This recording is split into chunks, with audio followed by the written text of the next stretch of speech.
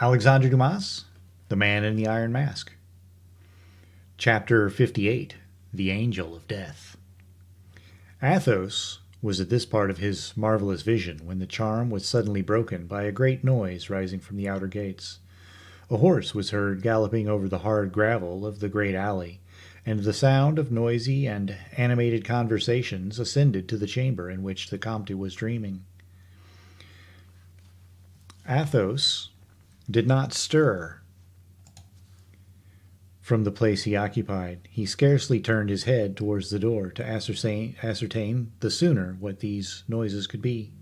A heavy step ascended the stairs. The horse, which had recently galloped, departed slowly toward the stables. Great hesitation appeared in the steps, which by degrees approached the chamber. A door was opened, and Athos, turning a little towards the part of the room the noise came from, cried in a weak voice, "It is a courier from Africa, is it not?" "No, Monsieur the Comte," replied a voice which made the father of Raoul start upright in his bed.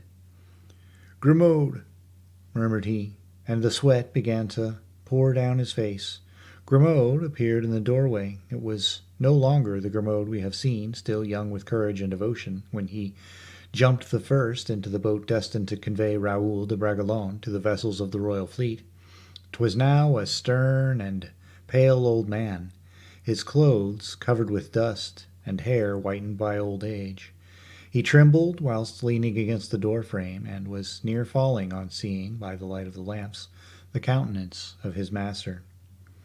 These two men, who had lived so long together in a community of intelligence, and whose eyes, accustomed to economize expressions, knew how to say so many things silently.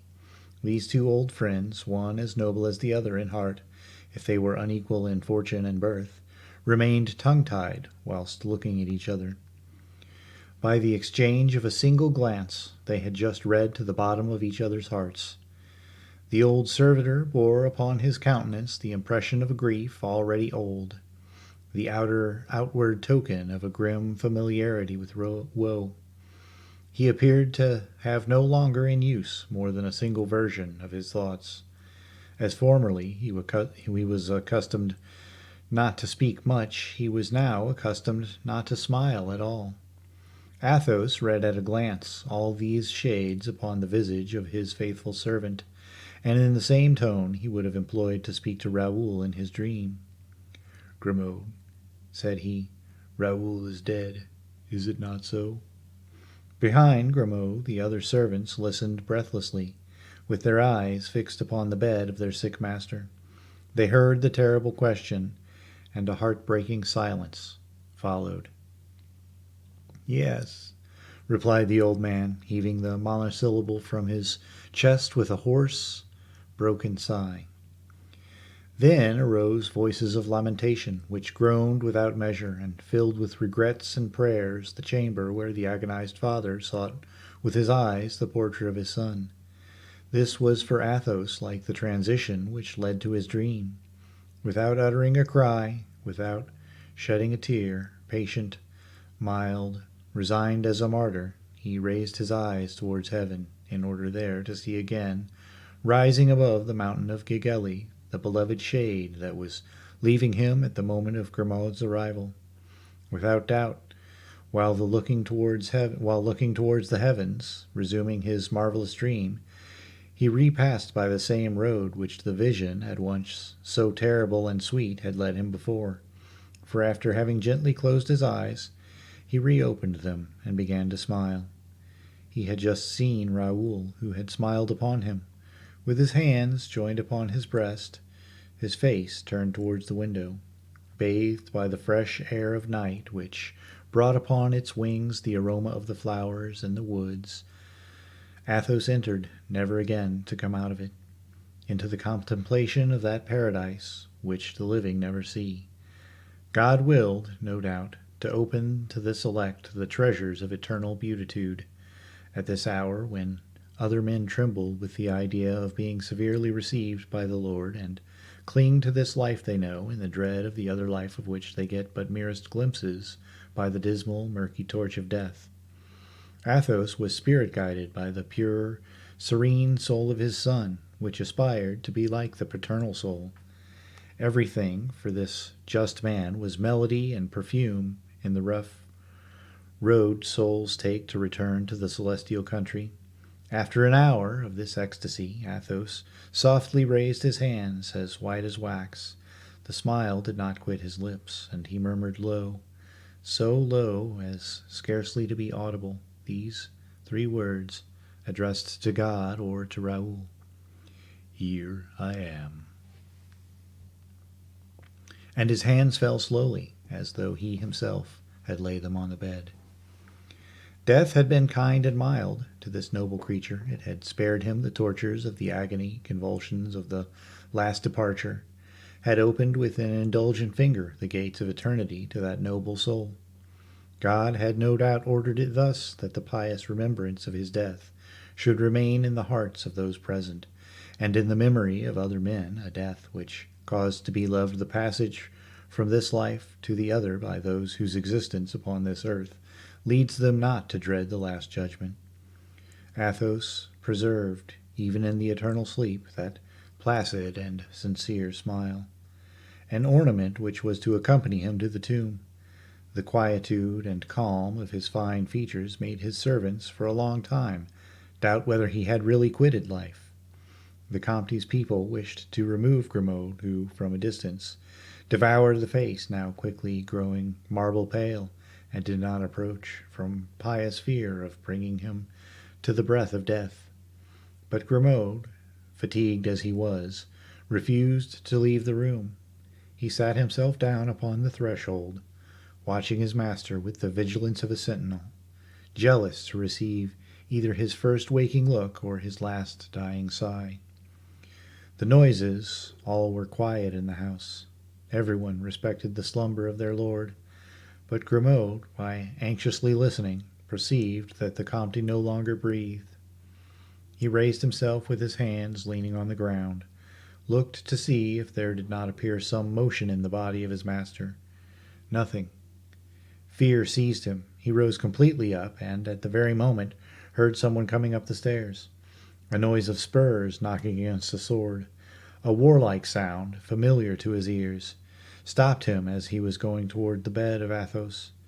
A voice more sonorous than brass or steel resounded within 3 paces of him. "Athos, Athos, my friend," cried the voice, agitated even to tears. "Monsieur le Chevalier d'Artagnan," faltered out Grimaud. "Where is he? Where is he?" continued the musketeer. Grimaud seized his arm in his bony fingers, and pointed to the bed, upon the sheets of which the livid tints of death already showed. A choked respiration, the opposite of a sharp cry, swelled the throat of D'Artagnan. He advanced on tiptoe, trembling, frightened at the noise his feet made on the floor, his heart rent by a nameless agony.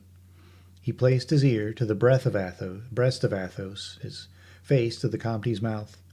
Neither noise nor breath. D'Artagnan drew back. Grimaud, who had followed him with his eyes, and for whom each of his movements had been a revelation, came timidly, seated himself at the foot of the bed, and glued his lips to the sheet, which was raised by the stiffened feet of his master. Then large drops began to flow from his red eyes. This old man, in invincible despair, who wept, bent doubled without ever uttering a word, presented the most touching spectacle that D'Artagnan, in a life so filled with emotion, had ever met with. The captain resumed standing in contemplation before that smiling dead man, who seemed to have burnished his last thought to give his best friend, the man he had loved next to Raoul, a gracious welcome even beyond life. And for reply to that exalted flattery of hospitality, D'Artagnan went and kissed Athos fervently on the brow, and with his trembling fingers closed his eyes. Then he seated himself by the pillow without dread of that dead man, who had been so kind and affectionate to him for 35 years. He was feeding his soul with the remembrances, the noble visages of the Comte brought to his mind in crowds, some blooming and charming as that smile, some dark, dismal and icy as that visage with its eyes now closed to all eternity. All at once, the bitter flood which mounted from minute to minute invaded his heart and swelled his breast almost to bursting. Incapable of mastering his emotion, he arose and, tearing himself violently from the chamber where he had just found dead him to whom he came to report the news of the death of Porthos, he uttered sobs so heartrending that the servants, who seemed only to wait for an explosion of grief, answered to it by their lugubrious clamors, and the dogs of the late Comte by their lamentable howlings. Grimaud was the only one who did not lift up his voice. Even in the paroxysm of his grief, he would not have dared to profane the dead, or for the first time disturb the slumber of his master. Had not Athos always bidden him be dumb? At daybreak, D'Artagnan, who had wandered about the lower hall, biting his fingers to stifle his sighs, D'Artagnan went up once more, and watching the moments when Grimaud turned his head towards him, he made him a sign to come to him, which the faithful servant obeyed without making more noise than a shadow. D'Artagnan went down again, followed by Grimaud, and when he had gained the vestibule, taking the old man's hands, "Grimaud," said he, "I have seen how the father died. Now let me know about the son." Grimaud drew from his breast a large letter, upon the envelope of which was traced the address of Athos. He recognized the writing of Monsieur de Beaufort, broke the seal, and began to read, while walking about in the first steel-chill rays of dawn, in the dark alley of old limes, marked by the still visible footsteps of the Comte who had just died. Chapter 59. The Bulletin. The Duc de Beaufort wrote to Athos. The letter, destined for the living, only reached the dead. God had changed the address. "My dear Comte," wrote the prince in his large schoolboy's hand, "a great misfortune has struck us amidst a great triumph. The king loses one of his bravest soldiers. I lose a friend. You lose Monsieur de Bragelonne. He has died gloriously, so gloriously that I have not the strength to weep as I could wish. Receive my sad compliments, my dear Comte. Heaven distributes trials according to the greatness of our hearts. This is an immense one, but not above your courage. Your good friend, Le Duc de Beaufort." The letter contained a relation written by one of the prince's secretaries. It was the most touching recital and the most true of that dismal episode which unraveled two existences. D'Artagnan, accustomed to battle emotions, and with a heart armed against tenderness, could not help starting on reading the name of Raoul, the name of that beloved boy who had become a shade now, like his father. "In the morning," said the prince's secretary, "Monseigneur commanded the attack. Normandy and Picardy had taken positions in the rocks dominated by the heights of the mountain, upon declivity of which were raised the bastions of Gigelli. The cannon opened the action. The regiments marched full of resolution. The pikemen with pikes elevated, the musket-bearers with their weapons ready. The prince followed attentively the march and movements of the troops, so as to be able to sustain them with a strong reserve. With Monseigneur were the oldest captains and his aides-de-camp. Monsieur le Vicomte de Bragelonne had received orders not to leave his highness. In the meantime, the enemy's cannon, which at first thundered with little success against the masses, began to regulate their fire, and the balls, better directed, killed several men near the prince. The regiments formed in column, and, advancing against the ramparts, were rather roughly handled. There was a sort of hesitation in our troops, who found themselves ill seconded by the artillery. In fact, the batteries which had been established the evening before had but a weak and uncertain aim on account of their position. The upward direction of the aim lessened the justness of the shots as well as their range. Monseigneur, comprehending the bad effect of this position on the siege artillery, commanded the frigates moored in the little road to commence a regular fire against the place. Monsieur de Bragelonne offered himself at once to carry this order, but Monseigneur refused to acquiesce to the Vicomte's request. Monseigneur was right, for he loved and wished to spare the young nobleman. He was quite right, and the event took upon itself to justify his foresight and refusal. For scarcely had the sergeant charged with the message solicited by Monsieur de Bragelonne gained the seashore when 2 shots from long carbines issued from the enemy's ranks and laid him low. The sergeant fell, dyeing the sand with his blood, observing which, Monsieur de Bragelonne smiled at Monseigneur, who said to him, "You see, Vicomte, I have saved your life. Report that some day to Monsieur le Comte de la Fère, in order that, learning it from you, he may thank me." The young nobleman smiled sadly, and replied to the Duke, "It is true, Monseigneur, that but for your kindness I should have been killed where the poor sergeant has fallen, and should be at rest." Monsieur de Bragelonne made this reply in such a tone that Monseigneur answered him warmly. "Vrai Dieu, young man, one would say that your mouth waters for death, but by the soul of Henry IV I have promised your father to bring you back alive, and please the Lord, I mean to keep my word." Monsieur de Bragelonne colored and replied in a lower voice, "Monseigneur, pardon me, I beseech you. I have always had a desire to meet good opportunities, and it is so delightful to distinguish ourselves before our general, particularly when that general is Monsieur le Duc de Beaufort." Monseigneur was a little softened by this, and, turning to the officers who surrounded him, gave different orders. The grenadiers of the 2 regiments got near enough to the ditches and entrenchments to launch their grenades, but which had small effect. In the meantime, Monsieur d'Estrées, who commanded the fleet, having seen the attempt of the sergeant to approach the vessels, understood that he must act without orders, and opened fire. Then the Arabs, finding themselves seriously injured by the balls from the fleet, and beholding the destruction and the ruin of their walls, uttered the most fearful cries. Their horsemen descended the mountain at a gallop, bent over their saddles, and rushed full tilt upon the columns of infantry which, crossing their pikes, stopped this mad assault. Repulsed by the firm attitude of the battalion, the Arabs threw themselves with fury towards the état-major, which was not on its guard at that moment. The danger was great. Monseigneur drew his sword. His secretaries and people imitated him. The officers of the suite engaged in combat with the furious Arabs. It was then Monsieur de Bragelonne was able to satisfy the inclination he had so clearly shown from the commencement of the action. He fought near the prince with the valor of a Roman, and killed 3 Arabs with his small sword. But it was evident that his bravery did not arise from that sentiment of pride so natural to all who fight. It was impetuous, affected, even forced.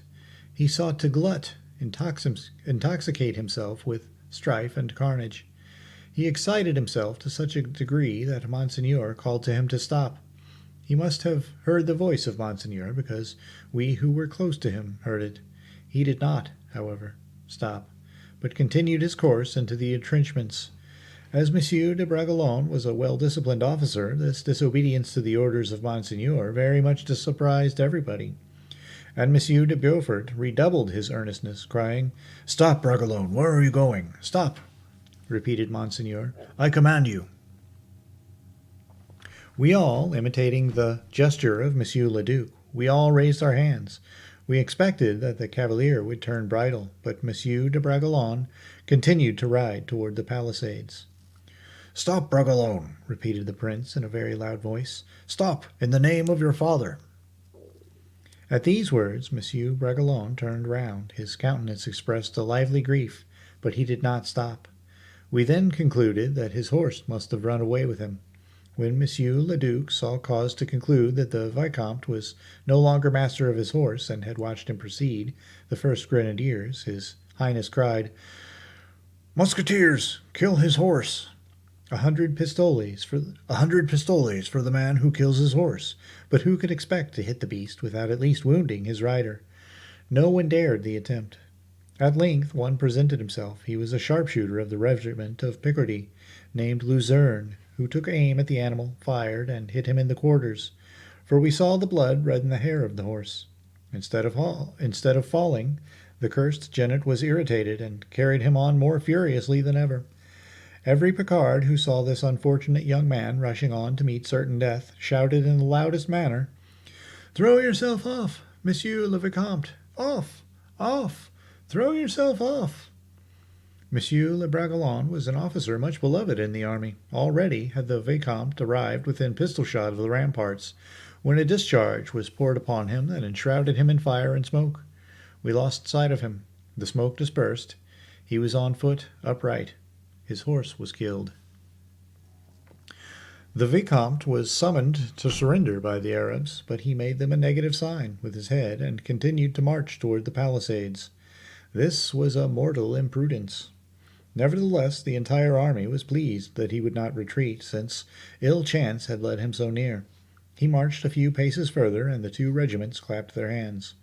It was at this moment the second discharge shook the walls, and the Vicomte de Bragelonne again disappeared in the smoke. But this time the smoke dispersed in vain. We no longer saw him standing. He was down, with his head lower than his legs, among the bushes, and the Arabs began to think of leaving their entrenchments to come and cut off his head or take his body, as is the custom with the infidels. But Monsieur le Duc de Beaufort had followed all this with his eyes, and the sad spectacle drew from him many painful sighs. He then cried aloud, seeing the Arabs running like white phantoms across the majestic trees. "Grenadiers, lancers, will you let them take that noble body?" Saying these words and waving his sword, he himself rode toward the enemy. The regiments, rushing in his steps, ran in their turn, uttering cries as terrible as those of the Arabs were wild.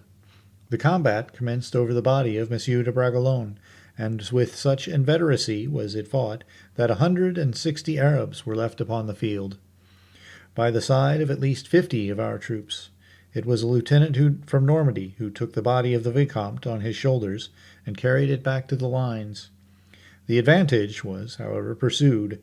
The regiments took the reserve with them, and the enemy's palisades were utterly destroyed.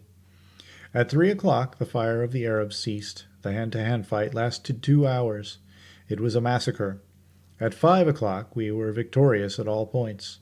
The enemy had abandoned his positions, and Monsieur le Duc ordered the white flag to be planted on the summit of the little mountain. It was then we had time to think of Monsieur de Bragelonne, who had 8 large wounds in his body, through which almost all his blood had welled away. Still, however, he had breathed, which afforded inexpressible joy to Monseigneur, who insisted on being present at the first dressing of the wounds and the consultation of the surgeons. There were 2 among them who declared Monsieur de Bragelonne would live. Monseigneur threw his arms around their necks and promised them 1,000 louis each if they could save him. The Vicomte heard these transports of joy, and whether he was in despair or whether he suffered much from his wounds, he expressed by his countenance a contradiction, which gave rise to reflection, particularly in one of the secretaries, when he had heard what follows. The third surgeon was the brother of Sylvain de Saint Cosme, the most learned of them all. He probed the wounds in his turn and said nothing. Monsieur de Bragelonne fixed his eyes steadily upon the skilled surgeon, and seemed to interrogate his every movement. The latter, upon being questioned by Monseigneur, replied that he saw plainly 3 mortal wounds out of 8, but so strong was the constitution of the wounded, so rich was he in youth, and so merciful was the goodness of God, that perhaps Monsieur de Bragelonne might recover, particularly if he did not move in the slightest manner. Frere Sylvain added, turning towards his assistants, "Above everything, do not allow him to move, even a finger, or you will kill him." And we all left the tent in very low spirits. That secretary I have mentioned, on leaving the tent, thought he perceived a faint and sad smile glide over the lips of Monsieur de Bragelonne, when the Duke said to him in a cheerful, kind voice, "We will save you, Vicomte. We will save you yet." In the evening, when it was believed the wounded youth had taken some repose, one of the assistants entered his tent, but rushed out again immediately, uttering loud cries. We all ran up in disorder, Monsieur le Duc with us, and the assistant pointed to the body of Monsieur de Bragelonne upon the ground at the foot of his bed, bathed in the remainder of his blood. It appeared that he had suffered some convulsion, some delirium, and that he had fallen. that the fall had accelerated his end, according to the prognosis of Frere Sylvain. We raised the Vicomte. He was cold and dead. He held a lock of fair hair in his right hand, and that hand was tightly pressed upon his heart.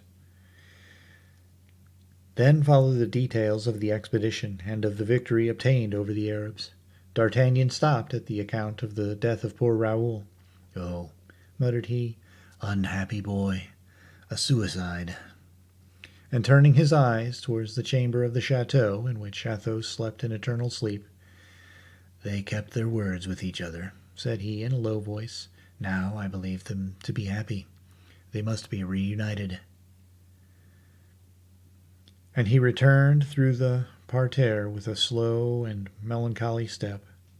All the village, all the neighborhood, were filled with grieving neighbors, relating to each other the double catastrophe and making preparations for the funeral. Chapter 60. The last canto of the poem. On the morrow, all the noblesse of the provinces of the environs, and wherever messengers had carried the news that might have been seen arriving in detachments, D'Artagnan had shut himself up, without being willing to speak to anybody. Two such heavy deaths falling upon the captain, so close after the death of Porthos, for a long time oppressed that spirit which had hitherto been so indefatigable and invulnerable. Except Grimaud, who entered his chamber once, the Musketeer saw neither servants nor guests. He supposed, from the noises in the house and the continual coming and going, that preparations were being made for the funeral of the Comte. He wrote to the king to ask for an extension of his leave of absence. Grimaud, as we have said, had entered D'Artagnan's apartment and seated himself upon a joint stool near the door, like a man who meditates profoundly. Then rising, he made a sign to D'Artagnan to follow him. The latter obeyed in silence.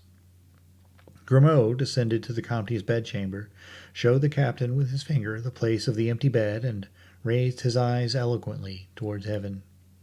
"Yes," replied D'Artagnan. "Yes, good Grimaud, now with the son he loved so much." Grimaud left the chamber and led the way to the hall, where, according to the custom of the province, the body was laid out, previously to being put away forever. D'Artagnan was struck at seeing two open coffins in the hall. In reply to the mute invitation of Grimaud, he approached and saw in one of them Athos, still handsome in death, and then the other Raoul, with his eyes closed, his cheeks pearly as those of the Pauls of Virgil, with a smile on his violet lips.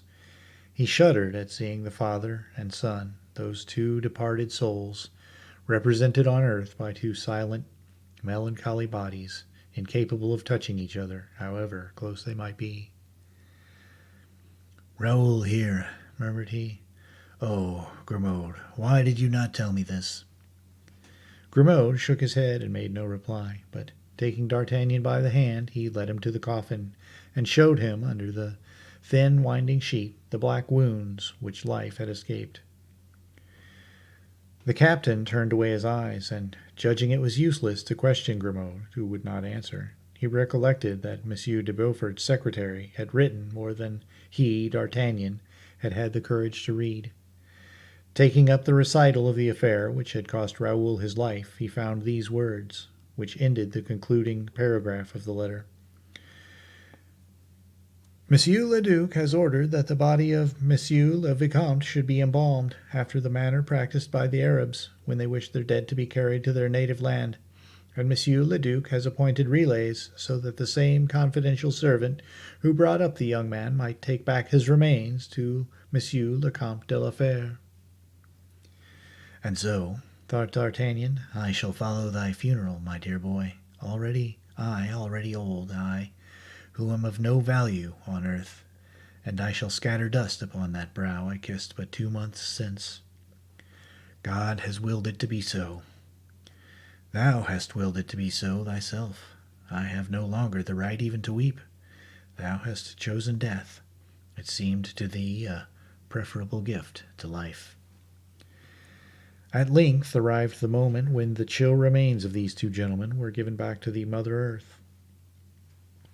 There was such an affluence of military and other people that up to the place of the sepulchre, which was a little chapel on the plain, the road from the city was filled with horsemen and pedestrians in mourning. Athos had chosen for his resting place the little enclosure of a chapel erected by himself near the boundary of his estates. He had had the stones, cut in 1550, brought from an old Gothic manor house in Berry, which had sheltered his early youth. The chapel, thus rebuilt, transported, was pleasing to the eye beneath its leafy curtains of poplars and sycamores. It was ministered in every Sunday by the cure of the neighbor bourg, to whom Athos paid an allowance of 200 francs for this service, and all the vassals of his domain, with their families, came thither to hear Mass, without having any occasion to go to the city. Behind the chapel extended, surrounded by 2 high hedges of hazel, elder, and white thorn, and a deep ditch, the little enclosure, uncultivated, though gay in its sterility, because the mosses there grew thick. Wild heliotrope and ravenels there mingled perfumes, while from beneath an ancient chestnut issued a crystal spring, a prisoner in its marble cistern, and on the thyme all around alighted thousands of bees from the neighboring plants, whilst chaffinches and redthroats sang cheerfully among the flower-spangled hedges. It was to this place the sombre coffins were carried, attended by a silent and respectful crowd. The office of the dead being celebrated, the last adieu paid to the noble departed, the assembly dispersed, talking along the roads of the virtues and mild death of the father, of the hopes the son had given, and of his melancholy end upon the arid coast of Africa. Little by little all noises were extinguished, like the lamps illuminating the humble nave. The minister bowed for the last time to the altar and the still fresh graves. Then, followed by his assistant, he slowly took the road back to the presbytery. D'Artagnan, left alone, perceived that night was coming on.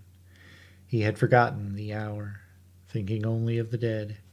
He arose from the oaken bench on which he was seated in the chapel, and wished, as the priest had done, to go and bid a last adieu to the double grave which contained his 2 lost friends. A woman was praying, kneeling on the moist earth. D'Artagnan stopped at the door of the chapel to avoid disturbing her, and also to endeavor to find out who was the pious friend who performed this sacred duty with so much zeal and perseverance. The unknown had hidden her face in her hands, which were white as alabaster. From the noble simplicity of her costume, she must be a woman of distinction. Outside the enclosure were several horses, mounted by servants. A traveling carriage was in wait for this lady. D'Artagnan in vain sought to make out what caused her delay. She continued praying, and frequently pressed her handkerchief to her face, by which D'Artagnan perceived she was weeping.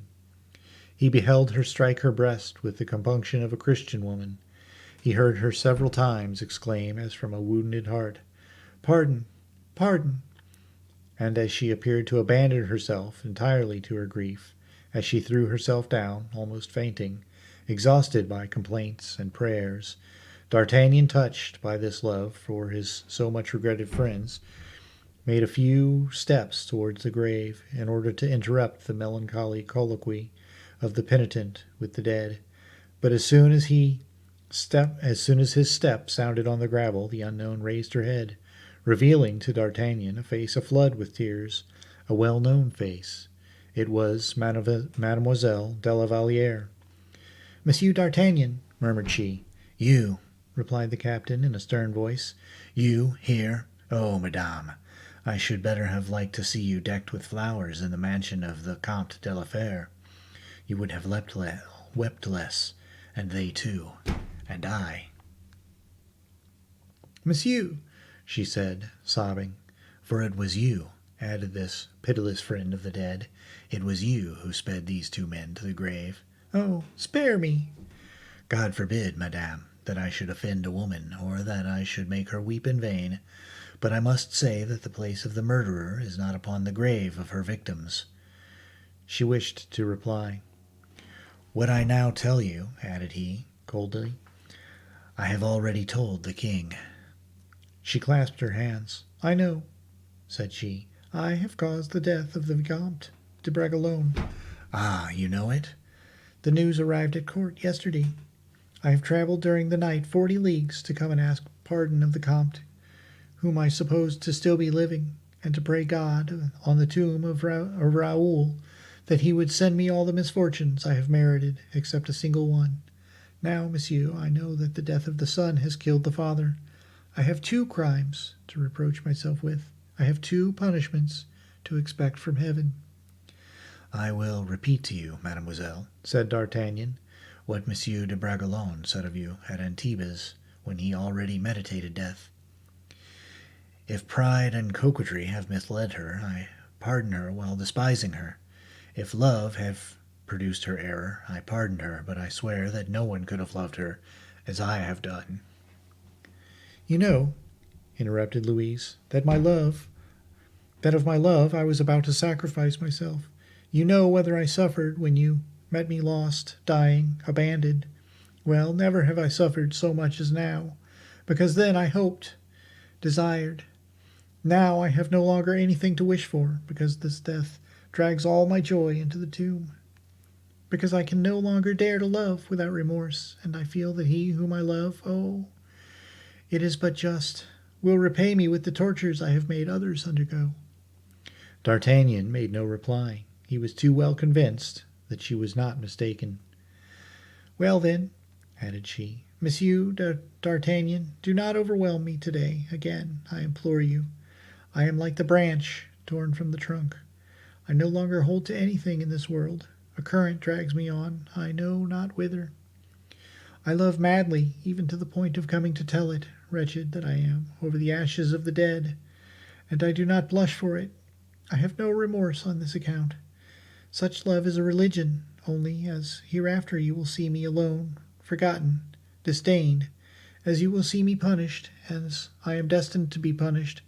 Spare me in my ephemeral happiness. Leave it to me for a few days, for a few minutes. Now, even at the moment I am speaking to you, perhaps it no longer exists.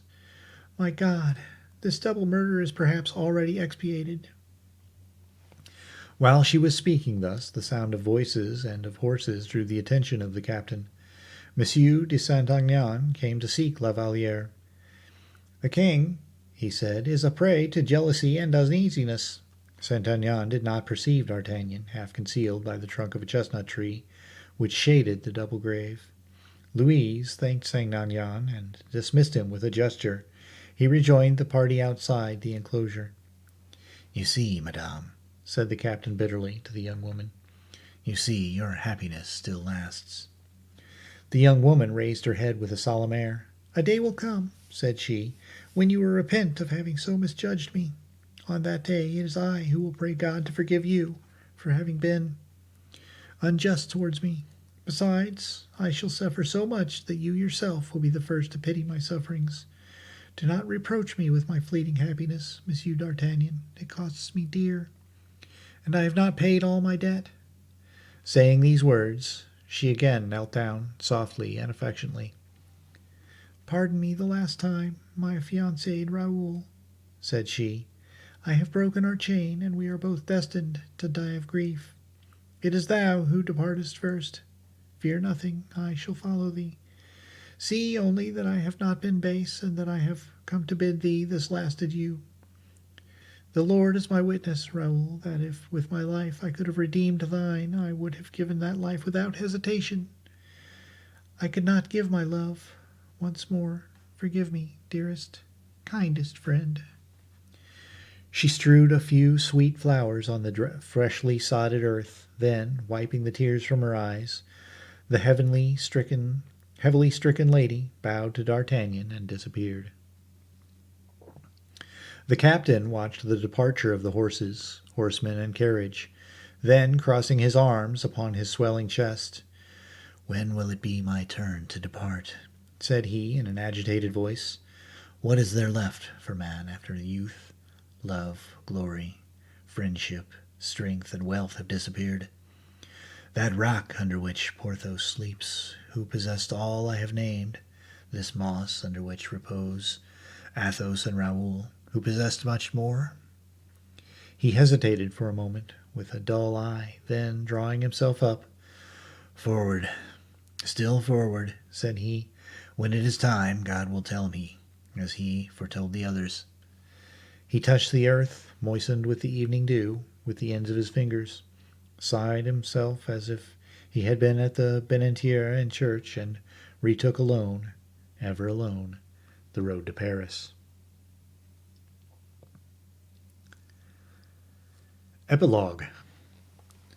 4 years after the scene we have just described, 2 horsemen, well mounted, traversed Blois early in the morning for the purpose of arranging a hawking party the king had arranged to make in that uneven plain the Loire divides into, which borders on the one side Meung, the other Amboise. These were the keeper of the king's harriers and the master of the falcons, personages greatly respected in the time of King Louis XIII, but rather neglected by his successor. The horsemen, having reconnoitred the ground, were returning, their observations made, when they perceived certain little groups of soldiers here and there, whom the sergeants were placing at distances at the openings of the enclosures. These were the king's musketeers. Behind them came, upon a splendid horse, the captain, known by his richly embroidered uniform. His hair was gray, his beard turning so. He seemed a little bent, although sitting and handling his horse gracefully. He was looking about him watchfully. "Monsieur d'Artagnan does not get any older," said the keeper of the harriers to the colleague, the falconer. "With 10 years more to carry than either of us, he has the seat of a young man on horseback." "That is true," replied the falconer. "I don't see any change in him for the last 20 years. But this officer was mistaken.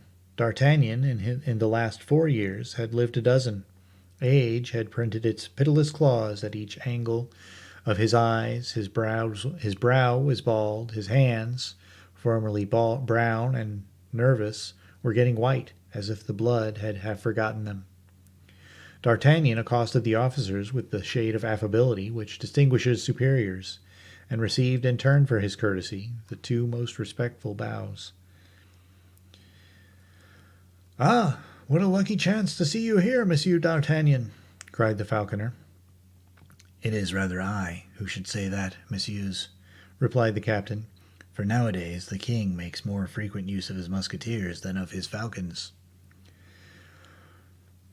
"Ah, it is not as it was in the good old times," sighed the falconer. "Do you remember, Monsieur d'Artagnan, when the late king flew the pie in the vineyards beyond Beaugence? Ah, dame, you were not the captain of the musketeers at that time, Monsieur d'Artagnan." "And you were nothing but under-corporal of the tiercelets," replied D'Artagnan, laughing. "Never mind that. It was a good time, seeing that it was always a good time when we were young. Good day, monsieur, the keeper of the harriers." "You do me honor, Monsieur le Comte," said the latter. D'Artagnan made no reply. The title of Comte had hardly struck him. D'Artagnan had been a Comte for 4 years. "Are you not very much fatigued with the long journey you have taken, Monsieur le Capitaine?" continued the falconer. "It must be full 200 leagues from hence to Pignerol." 260 to go, and as many to return," said D'Artagnan quietly. "And," said the falconer, "is he well?" "Who?" asked D'Artagnan. "Why, poor Monsieur Fouquet," continued the falconer in a low voice. The keeper of the harriers had prudently withdrawn. "No," replied D'Artagnan. "the poor man frets terribly. He cannot comprehend how imprisonment can be a favor. He says that Parliament absolved him by banishing him, and banishment is, or should be, liberty. He cannot imagine that they had sworn his death, and that to save his life from the claws of Parliament was to be under too much obligation to heaven." "Ah, yes, the poor man had a close chance at the scaffold," replied the falconer. "It is said that Monsieur Colbert has given orders to the governor of the Bastille, and that the execution was ordered." "Enough," said D'Artagnan pensively, with the view of cutting short the conversation. "Yes, said the keeper of the harriers, drawing towards them. Monsieur Fouquet is now at Pignerol. He has richly deserved it. He had the good fortune to be conducted there by you. He robbed the king sufficiently. D'Artagnan launched at the master of the dogs one of his crossest looks, and said to him, Monsieur, if anyone told me you had eaten your dog's meat, not only would I refuse to believe it, but still more, if you were condemned to the lash or to jail for it, I should pity you, and would not allow people to speak ill of you. And yet, monsieur, honest man as you may be, I assure you that you are not more so than poor Monsieur Fouquet was. After having undergone this sharp rebuke, the keeper of the harriers hung his head and allowed the falconer to get 2 steps in advance of him, nearer to D'Artagnan. He is content, said the falconer in a low voice to the musketeer. We all know that harriers are in fashion nowadays. If he were a falconer, he would not talk in that way. D'Artagnan smiled in a melancholy manner at seeing this great political question resolved by the discontent of such humble interest. He, for a moment, ran over in his mind the glorious existence of the surintendant, the crumbling of his fortunes, and the melancholy death that awaited him. And to conclude, Did Monsieur Fouquet love falconry? Said he. Oh, passionately, monsieur, repeated the falconer with an accent of bitter regret and a sigh that was the funeral oration of Fouquet. D'Artagnan allowed the ill humor of the one and the regret of the other to pass, and continued to advance. They could already catch glimpses of the huntsmen at the issue of the wood, the feathers of the outriders passing like shooting stars across the clearings, and the white horses skirting the bosky thickets, looking like illuminated apparitions. But, resumed D'Artagnan, will the sport last long? Pray, give us a good, swift bird, for I am very tired. Is it a heron or a swan? Both, Monsieur D'Artagnan, said the falconer. But you need not be alarmed. The king is not much of a sportsman. He does not take the field on his own account. He only wishes to amuse the ladies. The words, to amuse the ladies, were so strongly accented that they set D'Artagnan thinking. Ah, said he, looking keenly at the falconer. The keeper of the harriers smiled, no doubt with a view of making it up with the musketeer. Oh, you may safely laugh, said D'Artagnan. I know nothing of current news. I only arrived yesterday, after a month's absence. I left the court mourning the death of the Queen Mother. The king was not willing to take any amusement after receiving the last sigh of Anne of Austria, but everything comes to an end in this world. Well, then he is no longer sad? So much the better. And everything begins as well as it ends, said the keeper with a coarse laugh. Ah, said D'Artagnan a second time. He burned to know, but dignity would not allow him to interrogate people below him. There is something beginning, then, it seems. The keeper gave him a significant wink, but D'Artagnan was unwilling to learn anything from this man. Shall we see the king early? Shall we see the king early? Asked he of the falconer. At 7 o'clock, monsieur, I shall fly the birds. Who comes with the king? How is madame? How is the queen? Better, monsieur. Has she been ill, then? Monsieur, since the last chagrin she suffered, her majesty has been unwell. What chagrin? You need not fancy your news is old, but I have but just returned. It appears that the queen, a little neglected since the death of her mother-in-law, complained to the king, who answered her, Do I not sleep at home every night, madame? What more do you expect? Ah, said D'Artagnan, poor woman, she must heartily hate Mademoiselle de la Vallière. Oh, no, not Mademoiselle de la Vallière, replied the falconer. Who, then? The blast of a hunting horn interrupted this conversation. It summoned the dogs and the hawks. The falconer and his companions set off immediately, leaving D'Artagnan alone in the midst of the suspended sentence. The king appeared at a distance, surrounded by ladies and horsemen.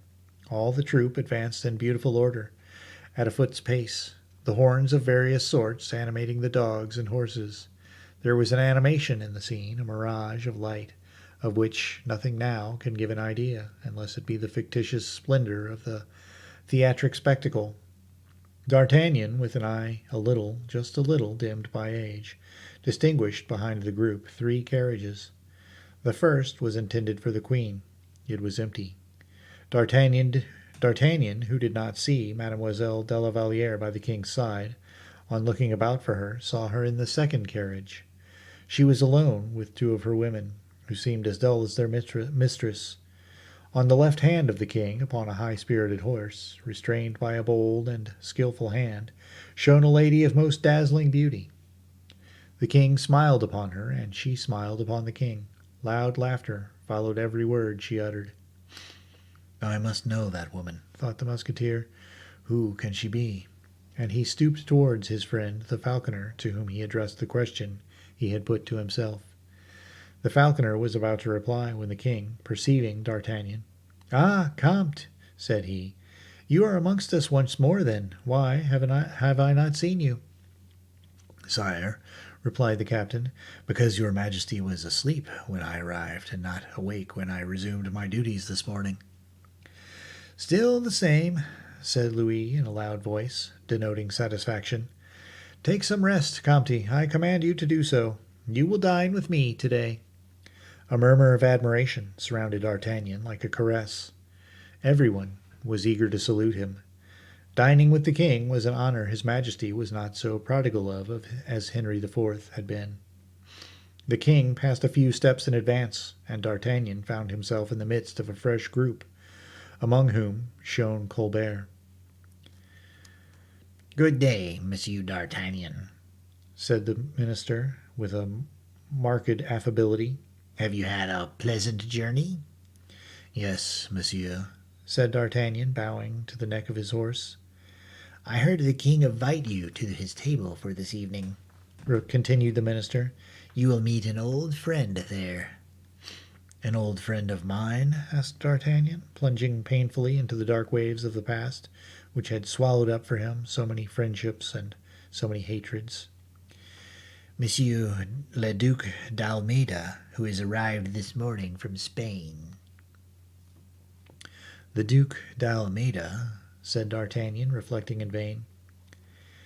"Here!" cried an old man, white as snow, sitting bent in his carriage, which he caused to be thrown open to make room for the musketeer. "Aramis!" cried D'Artagnan, struck with profound amazement, and he felt, inert as it was, the thin arm of the old nobleman's hanging round his neck. Colbert, after having observed them in silence for a few moments, urged his horse forward, and left the 2 old friends together. "And so," said the musketeer, taking Aramis's arm, "you, the exile, the rebel, are again in France?" "Ah, and I shall dine with you at the king's table," said Aramis, smiling. "Yes, you will not ask yourself what is the use of fidelity in this world? Stop, let us allow poor La Valliere's carriage to pass. Look how uneasy she is, how her eyes, dim with tears, follow the king, who is riding on horseback yonder." "With whom?" "With Mademoiselle de Tonnay-Charente, now Madame de Montespan," replied Aramis. "She is jealous. Is she then deserted?" "Not quite yet, but it will not be long before she is." They chatted together while following the sport, and Aramis's coachman drove them so cleverly that they arrived at the instant when the falcon, attacking the bird, beat him down and fell upon him. The king alighted. Madame de Montespan followed his example. They were in front of an isolated chapel, concealed by huge trees, already despoiled of their leaves by the first cutting winds of autumn. Behind this chapel was an enclosure, closed by a lattice gate. The falcon had beaten down his prey in the enclosure belonging to this little chapter, and the king was desirous of going in to take the first feather, according to custom. The cortege formed a circle round the building and the hedges, too small to receive so many. D'Artagnan held back Aramis by the arm as he was about, like the rest, to alight from this carriage, and in a hoarse, broken voice, "Do you know, Aramis," said he, "whither chance has conducted us?" "No," replied the duke. "Here repose men that we knew well," said D'Artagnan, greatly agitated. Aramis, without divining anything, and with a trembling step, penetrated into the chapel by a little door, which D'Artagnan opened for him. "Where are they buried?" said he. "There, in the enclosure. There is a cross, you see, beneath yon little cypress. The tree of grief is planted over their tomb. Don't go to it. The king is going that way. The heron has fallen just there." Aramis stopped and concealed himself in the shade. They then saw, without being seen, the pale face of La Valliere, who, neglected in her carriage, at first looked on with a melancholy heart from the door, and then, carried away by jealousy, advanced into the chapel, whence, leaning against a pillar, she contemplated the king smiling and making signs to Madame de Montespan to approach, as there was nothing to be afraid of. Madame de Montespan complied. She took the hand of the king, and he, plucking out the first feather from the heron, which the falconer had strangled, placed it in his beautiful companion's hat. She, smiling in her turn, kissed the hand tenderly, which made her this present. The king grew scarlet with vanity and pleasure. He looked at Madame de Montespan with all the fire of new love. "What will you give me in exchange?" said he. She broke off a little branch of cypress and offered it to the king, who looked intoxicated with hope. Said Aramis to D'Artagnan. "The present is but a sad one, for that cypress shades a tomb." "Yes, and the tomb is that of Raoul de Bragelonne," said D'Artagnan aloud. "Of Raoul, who sleeps under that cross with his father." A groan resounded. They saw a woman fall fainting to the ground. Mademoiselle de la Valliere had seen all, heard all. "Poor woman," muttered D'Artagnan as he helped the attendants to carry back to her carriage the lonely lady whose lot henceforth in life was suffering. That evening D'Artagnan was seated at the king's table, near Monsieur Colbert and Monsieur le Duc d'Almeida. The king was very gay. He paid 1,000 little attentions to the queen, 1,000 kindnesses to Madame, seated at his left hand, and very sad.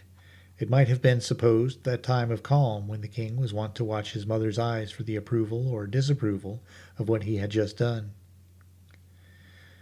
Of mistresses there was no question at this dinner.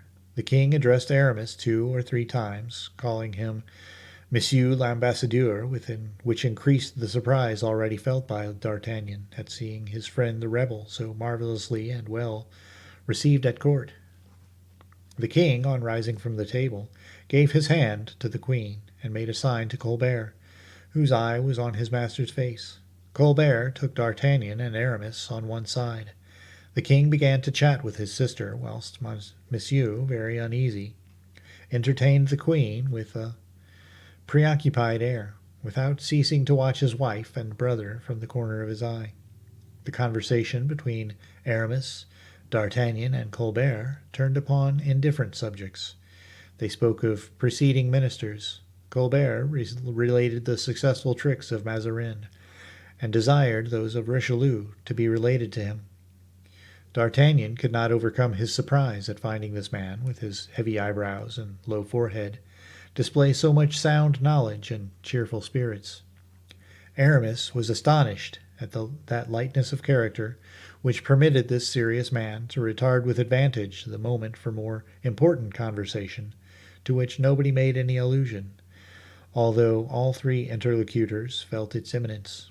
It was very plain, from the embarrassed appearance of Monsieur, how much the conversation of the king and Madame annoyed him. Madame's eyes were almost red. Was she going to complain? Was she going to expose a little scandal in open court? The king took her on one side, and in a tone so tender that it must have reminded the princess of the time when she was loved for herself. "Sister," said he, "why do I see tears in those lovely eyes?" "Why, sire," said she, "Monsieur is jealous, is he not, sister?" She looked towards Monsieur, an infallible sign that they were talking about him. "Yes," said she. "Listen to me," said the king. "If your friends compromise you, it is not Monsieur's fault." He spoke these words with so much kindness that Madame, encouraged, having borne so many solitary griefs so long, was nearly bursting into tears, so full was her heart. "Come, come, dear little sister," said the king, "tell me your griefs. On the word of a brother, I pity them. On the word of a king, I will put an end to them." She raised her glorious eyes, and, in a melancholy tone, "It is not my friends who compromise me," said she. "They are either absent or concealed. They have been brought into disgrace with your majesty. They, so devoted, so good, so loyal. You say this on account of De Guiche, whom I have exiled at Monsieur's desire, and who, since that unjust exile, has endeavored to get himself killed once every day. Unjust, say you, sister? So unjust that if I had not had the respect mixed with friendship that I have always entertained for your majesty, well, I should have asked my brother Charles, upon whom I can always—" The king started. "What then?" "I would have asked him to have it had represented to you that Monsieur and his favourite, Monsieur le Chevalier de Lorraine, ought not with impunity to constitute themselves the executioners of my honour and my happiness." "The Chevalier de Lorraine," said the king, "that dismal fellow—" "Is my mortal enemy whilst that man lives in my household, where Monsieur retains him and delegates his power to him. I shall be the most miserable woman in the kingdom." "So," said the king, slowly, "you call your brother of England a better friend than I am?" "Actions speak for themselves, sire." "And you would prefer going to ask assistance there?" "To my own country," said she with pride. "Yes, sire." "You are the grandchild of Henry IV., as well as myself, lady, cousin and brother-in-law. Does not that amount pretty well to the title of brother germain?" "Then," said Henrietta, "act. Let us form an alliance. Begin. I have, you say, unjustly exiled De Guiche." "Oh, yes," she said, blushing. "De Guiche shall return. So far, well. And now you say that I do wrong in having your household, the Chevalier de Lorraine, who gives Monsieur ill advice respecting you. Remember well that what I tell you, sire, the Chevalier de Lorraine, some day, observe, if I ever come to a dreadful end, I beforehand accuse the Chevalier de Lorraine. He has a spirit that is capable of any crime. The Chevalier de Lorraine shall no longer annoy you. I promise you that." "Then that will be a true preliminary of alliance, sire. I sign, but since you have done your part, tell me what shall be mine." "Instead of embroiling me with your brother Charles, you must make him a more intimate friend than ever." "That is very easy." "Oh, not quite so easy as you may suppose. For in ordinary friendships people embrace or exercise hospitality, and that only costs a kiss or a return, profitable expenses. But in a political friendship—" "Ah, it's a political friendship, is it?" "Yes, my sister. And then, instead of embraces and feasts, it is soldiers. It is soldiers all alive and well equipped that we must serve up to our friends. Vessels we must offer, all armed with cannons and stored with provisions. It hence results that we have not always coffers in a fit condition for such friendship." "Ah, you are quite right," said Madame. "The coffers of the King of England have been sonorous for some time. But you, my sister, who have so much influence over your brother, you can secure more than an ambassador could ever get the promise of." "To effect that, I must go to London, my dear brother." "I have thought so," replied the king eagerly, "and I have said to myself that such a voyage would do your health and spirits good." "Only," interrupted Madame, "it is possible I should fail. The King of England has dangerous counsellors." "Counsellors, do you say?" "Precisely. If, by chance, your majesty had any intention, I am only supposing so, of asking Charles II his alliance in a war." "A war?" "Yes, well, then the king's counsellors, who are in number 7, Mademoiselle Stuart, Mademoiselle Wells, Mademoiselle Gwynne, Miss Orchay, Mademoiselle Zunga, Miss Davies, and the proud Countess of Castlemaine, will represent to the king that war costs a great deal of money, that it is better to give balls and suppers at Hampton Court than to equip ships of the line at Portsmouth and Greenwich. And then your negotiations will fail? Oh, those ladies cause all negotiations to fall through which they don't make themselves. Do you know the idea that has struck me, sister? No, inform me what it is. It is that, searching well around you, you might perhaps find a female counselor to take with you to your brother, whose eloquence might paralyze the ill will of the 7 others. That is really an idea, sire, and I will search. You will find what you want. I hope so. A pretty ambassadress is necessary. An agreeable face is better than an ugly one, is it not? Most assuredly. An animated, lively, audacious character. Certainly. Nobility, that is, enough to enable her to approach the king without awkwardness, not too lofty, so as not to trouble herself about the dignity of her race. Very true. And who knows a little English? Mon Dieu, why, someone, cried Madame, like Mademoiselle de Carraul, for instance. Oh, why, yes, said Louis XIV. You have hit the mark. It is you who have found, my sister. I will take her. She will have no cause to complain, I suppose. Oh, no, I will name her seductress plenipotentiaire at once, and will add a dowry to the title. That is well. I fancy you already on your road, my dear little sister, consoled for all your griefs.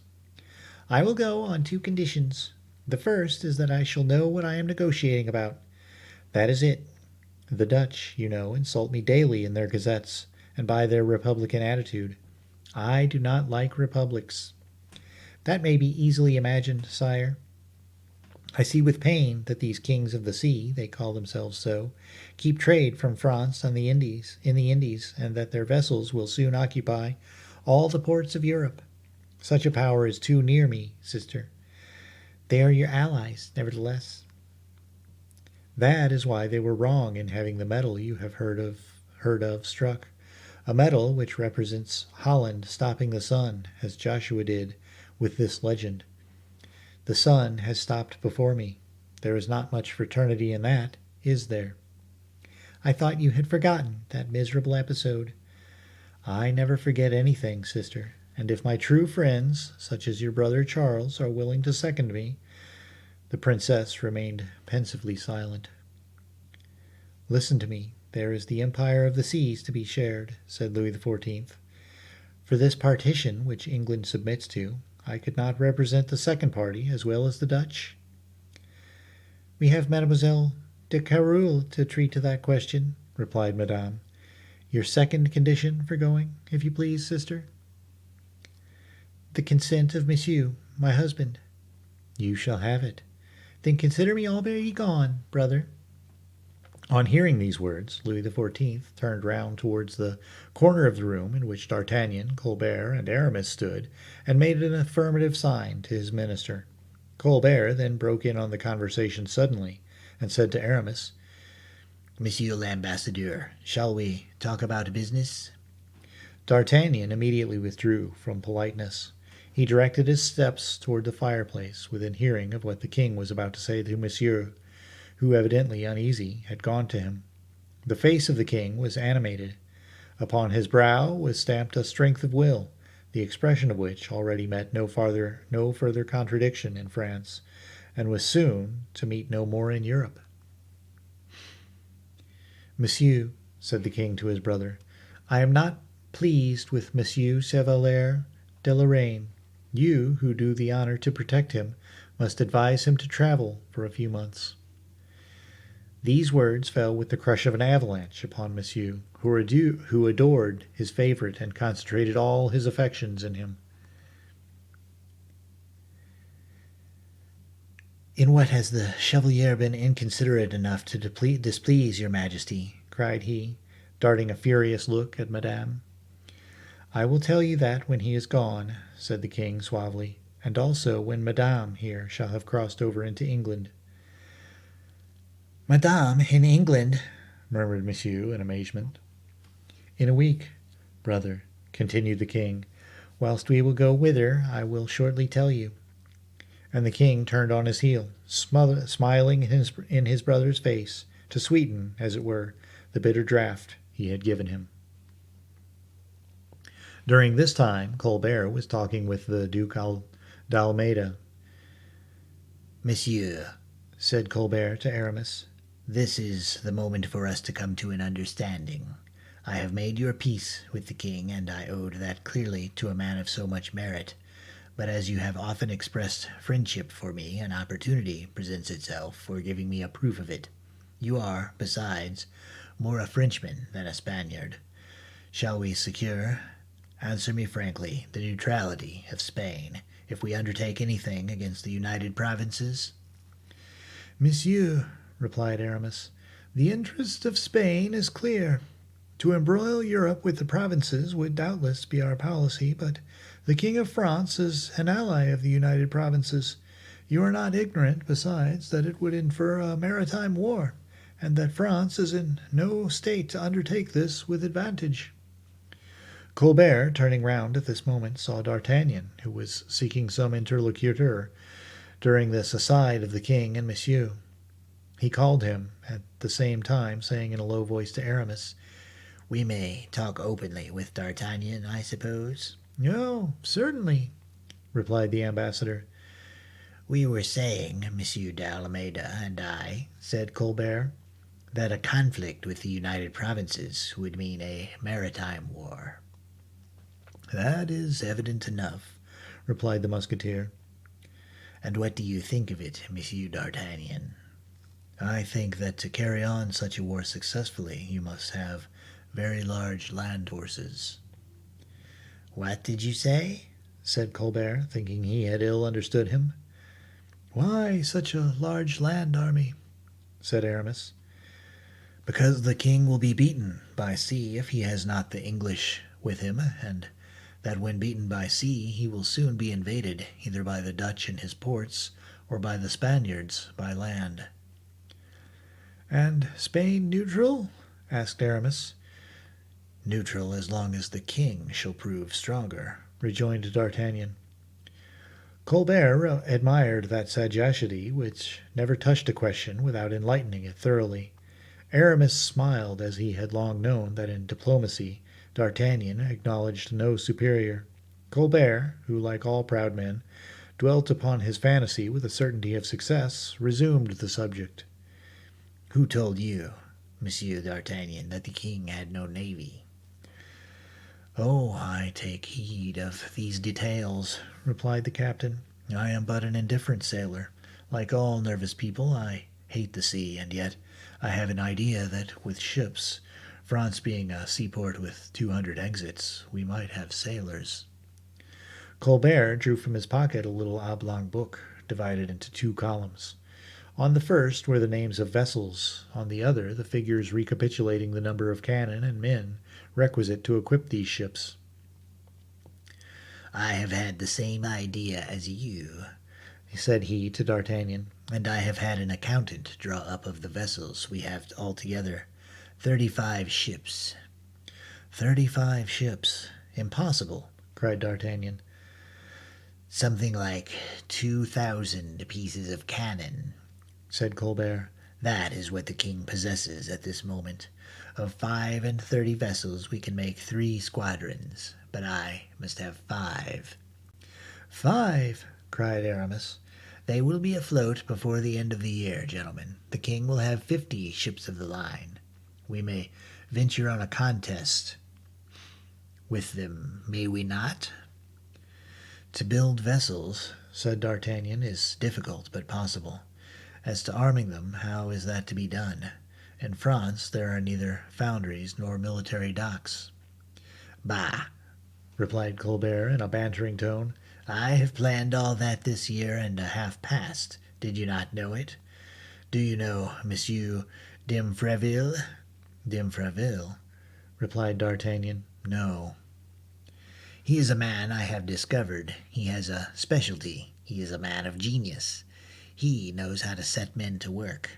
It is he who has cast cannon and cut the woods of Bournon. And then, Monsieur l'Ambassadeur, you may not believe what I am going to tell you, but I have a still further idea." "Oh, monsieur," said Aramis civilly, "I always believe you." Calculating upon the character of the Dutch, our allies, I said to myself, they are merchants, they are friendly with the king, they will be happy to sell to the king what they fabricate for themselves. Then the more we buy.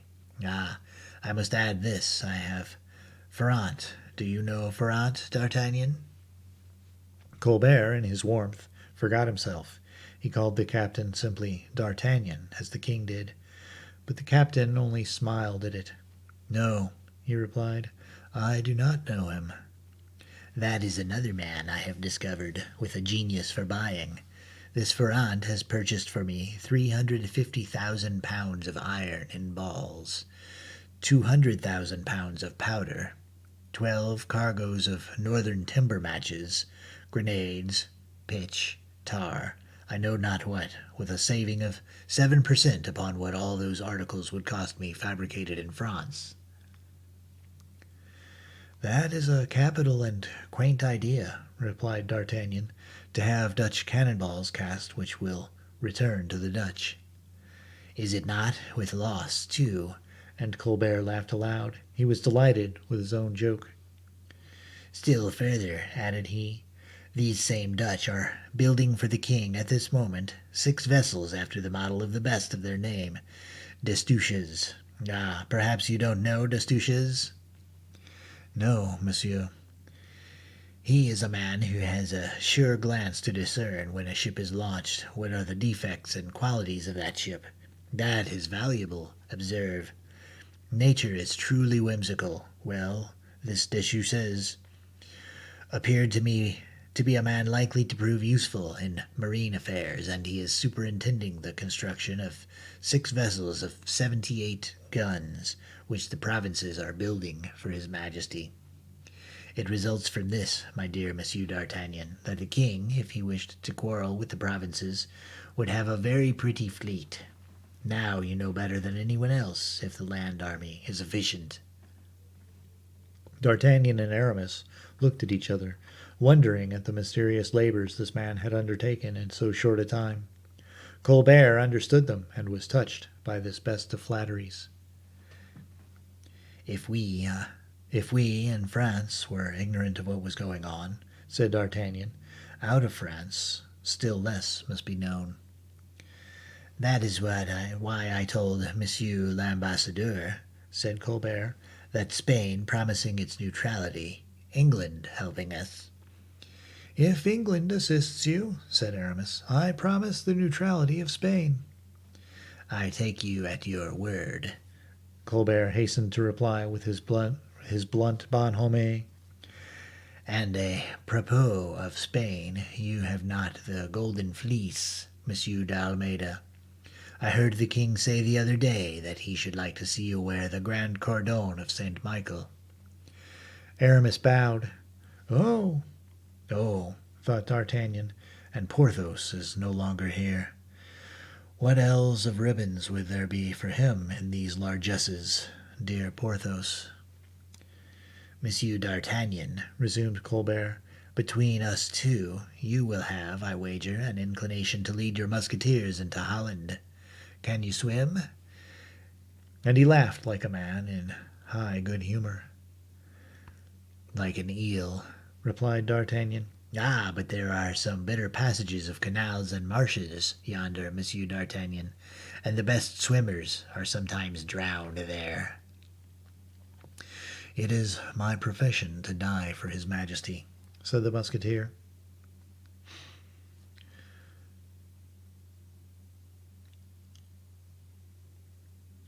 "Only as it is seldom in war that much water is met with without a little fire, I declare to you beforehand that I will do my best to choose fire. I am getting old.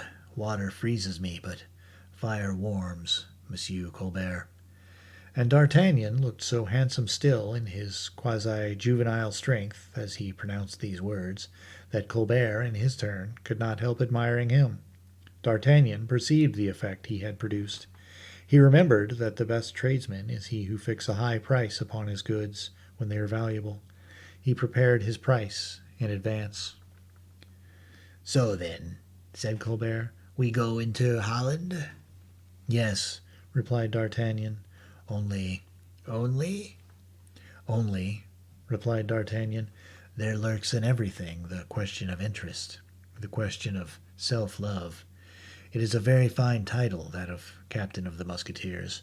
But observe this, we have now the King's Guards and the military household of the King. A captain of musketeers ought to command all that, and then he would absorb 100,000 livres a year for expenses. Well, but do you suppose the king would haggle with you? Said Colbert. Monsieur, you have not understood me, replied D'Artagnan, sure of carrying his point. I was telling you that I, an old captain, formerly chief of the King's Guard, having precedence of the Marshal of France, I saw myself one day in the trenches with two other equals, the captain of the guards and the colonel commanding the Swiss. Now, at no price will I suffer that. I have old habits, and I will stand or fall by them. Colbert felt this blow, but he was prepared for it. I have been thinking of what you have said just now, replied he. About what, monsieur? We were speaking of canals and marshes in which people are drowned. Well, if they are drowned, it is for want of a boat, a plank, or a stick. Of a stick, however short it may be, said D'Artagnan. Exactly, said Colbert, and therefore I never heard of an instance of a Marechal of France being drowned. D'Artagnan became very pale with joy, and in a not very firm voice, People would be very proud of me in my country, he said, if I were a Marechal of France. But a man must have commanded an expedition in chief to obtain the baton. Monsieur, said Colbert, here is in this pocketbook which you will study a plan of campaign you will have to lead a body of troops to carry out in the next spring. D'Artagnan took the book tremblingly, and his fingers meeting those of Colbert, the minister pressed the hand of the musketeer loyally. Monsieur, said he, we had both a revenge to take, one over the other. I have begun. Now it is your turn. I will do you justice, monsieur, replied D'Artagnan, and implore you to tell the king that the first opportunity shall offer he may depend upon a victory, or to behold me dead, or both. Then I will have the fleur-de-lis for your Marechal's baton prepared immediately, said Colbert. On the morrow, Aramis, who was setting out for Madrid to negotiate the neutrality of Spain, came to embrace D'Artagnan at his hotel. Let us love each other for 4, said D'Artagnan. We are now but 2. And you will, perhaps, never see me again, dear D'Artagnan, said Aramis. If you knew how I have loved you, I am old, I am extinct, I am almost dead. My friend, said D'Artagnan, you will live longer than I shall. Diplomacy commands you to live, but for my part, honor condemns me to die. Bah, such men as we are, Monsieur le Marechal, said Aramis, only die satisfied with joy and glory. Ah, replied D'Artagnan with a melancholy smile, I assure you, Monsieur le Duc, I feel very little appetite for either. They once more embraced, and 2 hours after separated forever. The death of D'Artagnan. Contrary to that which generally happens, whether in politics or morals, each kept his promises and did honor to his engagements.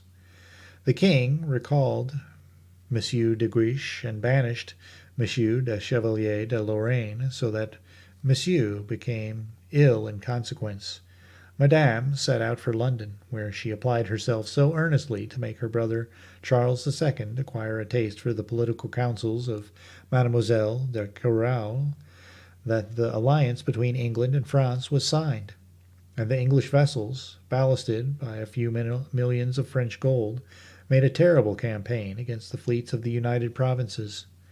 Charles II had promised Mademoiselle de Querouaille a little gratitude for her good counsels. He made her Duchess of Portsmouth, Colbert had promised the king vessels, munitions, victories. He kept his word, as is well known.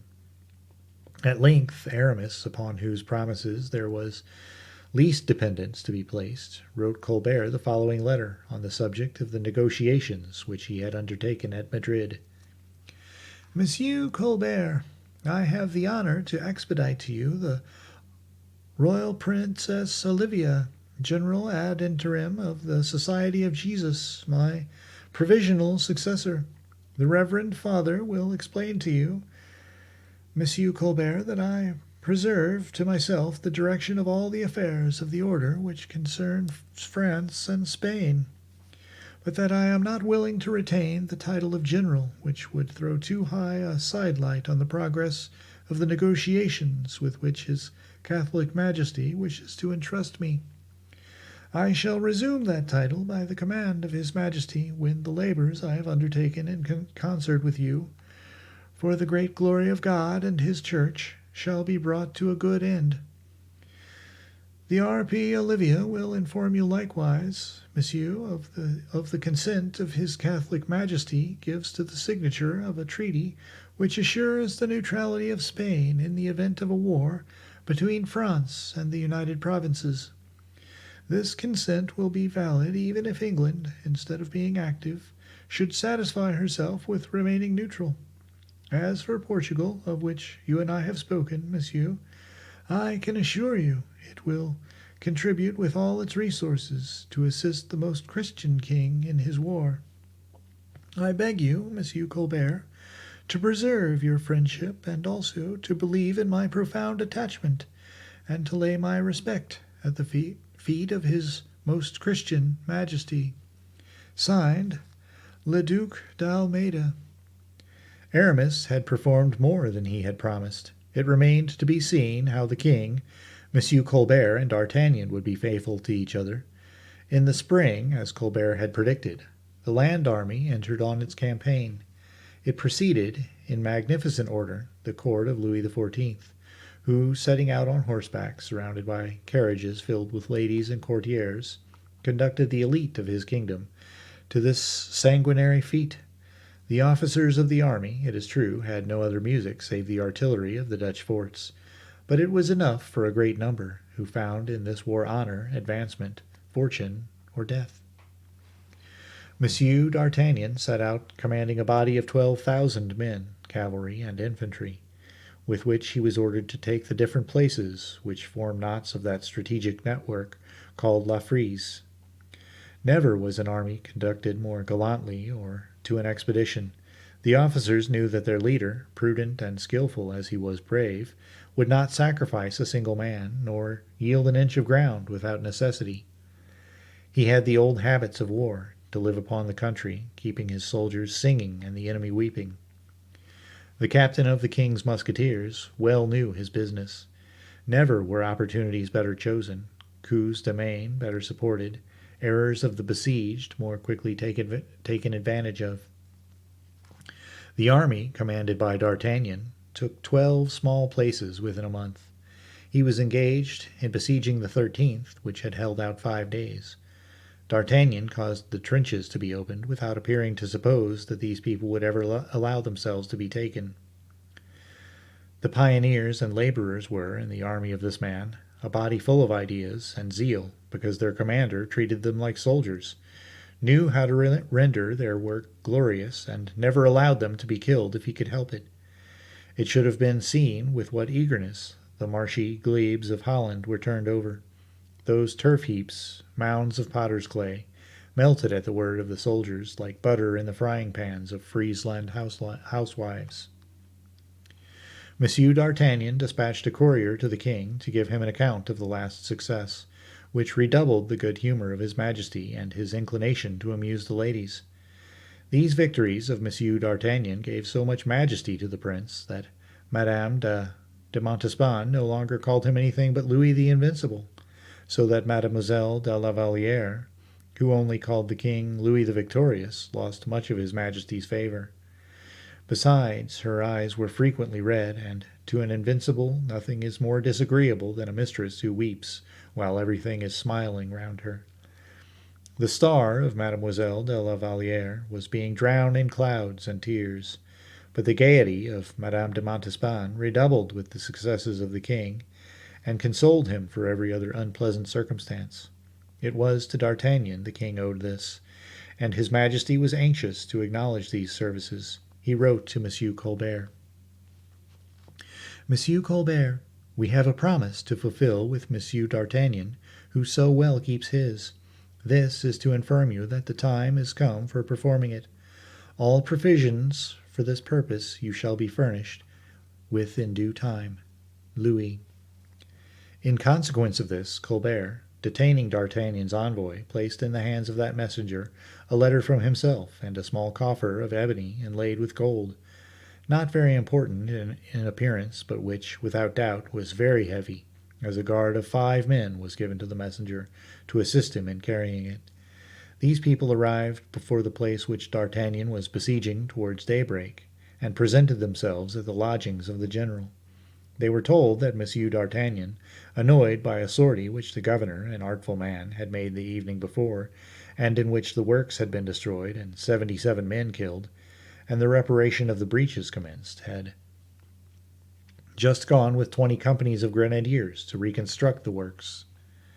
Monsieur Colbert's envoy had orders to go and seek Monsieur D'Artagnan wherever he might be, or at whatever hour of the day or night. He directed his course, therefore, toward the trenches, followed by his escort, all on horseback. They perceived Monsieur D'Artagnan in the open plain with his gold-laced hat, his long cane, and gilt cuffs. He was biting his white moustache and wiping off with his left hand the dust which the passing balls threw up from the ground they plowed so near him. They also saw, amidst this terrible fire, which filled the air with whistling hisses, officers handling the shovel, soldiers rolling barrows, and vast fascines rising by being either carried or dragged by from 10 to 20 men, cover the front of the trench, reopened to the center by this extraordinary effort of the general. In 3 hours all was reinstated. D'Artagnan began to speak more mildly, and he became quite calm when the captain of the pioneers approached him, hat in hand, to tell him that the trench was again in proper order. This man had scarcely finished speaking when a ball took off one of his legs, and he fell into the arms of D'Artagnan.